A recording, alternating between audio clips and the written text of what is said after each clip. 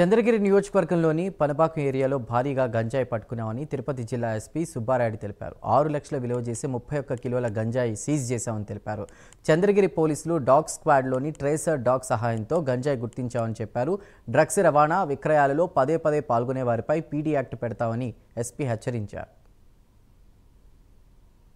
చంద్రగిరి కాన్స్టిట్యున్సీలో Chandragiri DSP, Chandragiri inspector, Pakala inspector వచ్చిన సమాచారం మేరకు పనబాకం ఏరియాలో హైవే మీద వెహికల్ చెకింగ్ చేస్తున్నప్పుడు ఒక బొలెరో వెహికల్లో అనుమానాస్పదంగా పొన్నుస్వామి అనే వ్యక్తి, యాక్చువల్గా తమిళనాడుకు చెందిన వ్యక్తి, ఒక బొలెరోలో వస్తుండడం గమనించి అతనిని కంట్రోల్ తీసుకోవడం జరిగింది. తర్వాత ఆ వెహికల్లో ఎక్కడ కనపడకుండా అతను డాష్ బోర్డు, గేర్ బాక్సు, వెనకాల ఒక టైర్ ఉండే ప్రాంతంలో కనపడకుండా లోపల దాదాపు 31 కేజెస్ గాంజాని దాచి